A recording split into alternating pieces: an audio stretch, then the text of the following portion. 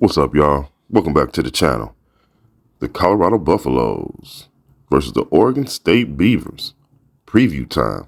Let's just jump right in and talk about it. You know how we do. If this world were mine. So the Colorado Buffaloes take on Oregon State. Looking to bounce back from that loss to UCLA. Oregon State looking to bounce back from their loss to Arizona. Somebody has to win, right? So we'll see what takes place. There's already been a change made over this past week for the CU Buffaloes. Let's talk about that right now. Sean Lewis, offensive coordinator, has been relieved of his play calling duties. Pat Shermer will be calling the plays, former Michigan State quarterback back in the day. So he obviously has experience at the position. You know, having experience at that position doesn't always make you the best at doing that, at that job. There's been a lot of great play callers. There's been a lot of great coaches who necessarily didn't play at specific positions. Might not have played at all, at least professionally at that level. I mean, probably in high school, and it didn't work out in college, but they never gave up on that focus on understanding the game, how to teach the game, and how to succeed at the game.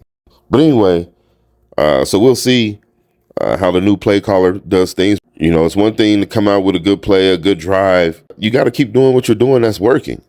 You know, you don't stop just for any reason, you know, just because you're hoping the offensive line to hold up now, just because you're hoping you have the type of momentum to do the things that you really want to do. You still have to do what you need to do. And you still have to do what you can do with what you have. You just got to do that, you know. That's one of the reasons coaching is so terrible nowadays in this modern era, because everybody copies what other people are doing, and they don't even have what other people have to do what they do. It's like everybody copying the Philadelphia Eagles, right?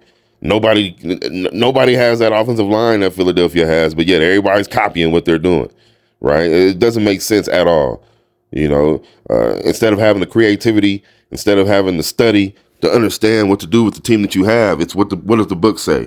What does analytics say? It's pathetic. Analytics is a tool that you use. You don't depend on it. You got a brain, you got eyes, you can figure it out. You should be able to, but a lot of them can't, but they have the job anyway. So we'll see how the Buffaloes do with their offensive play calling this game against Oregon State.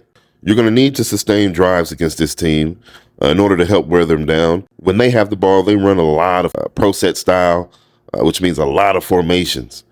You know what I'm saying? A lot of formations. I mean, 4 or 5 wide receivers, split running backs, bunch, trips, you know what I'm saying, with the tight end on the weak side. They run a lot of different things.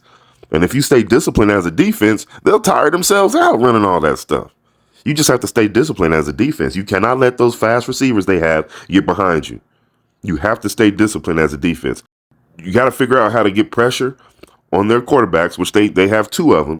You got to figure out how to get pressure on those guys without compromising your secondary, because they're looking for big plays with all those misdirections and all those formations. They're looking for big plays. They're looking to strike at any time, you know, and that can hurt you. You know, that could really hurt the CU Buffaloes if they're not disciplined and ready. Oregon State will run end arounds, flea flickers, fake field goals, fake punts. They'll do it all.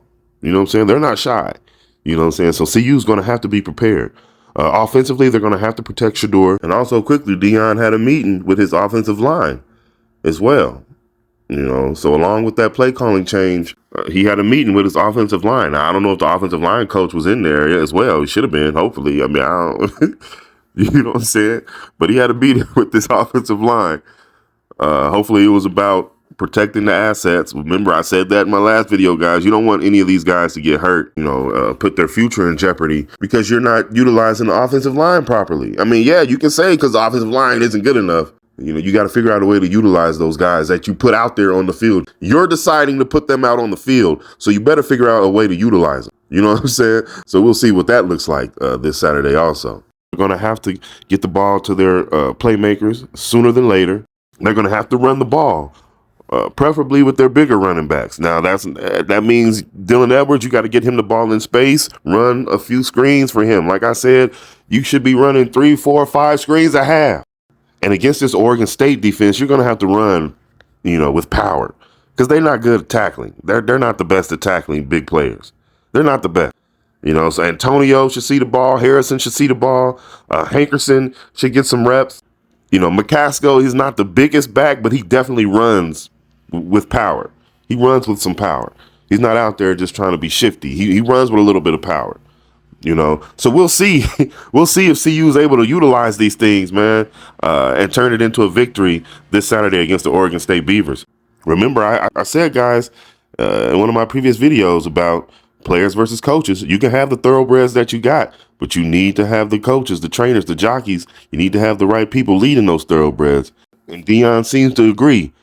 You got to start making a change now towards what you want. You can't just wait till later. You got to start getting some pieces in there. You got to start getting guys in there who understand how to utilize what you have, regardless of what it is. When you have better players, how to utilize those, but you need somebody who understands how to utilize what you have. And it's not that they don't have good players. They just don't have the type of players. These guys aren't just necessarily terrible. They're just not put in proper positions right now to help them succeed as well. You see what I'm saying? That matters. That matters a lot. You know what I'm saying? So comment down below. Let me know what you guys think about the play calling changes made and the chances CU may have to come out with a victory this Saturday. So I thank you guys for joining me. Thank you for watching. Remember to like, comment, share, and subscribe. And I'll see you guys on the next one. All right. If this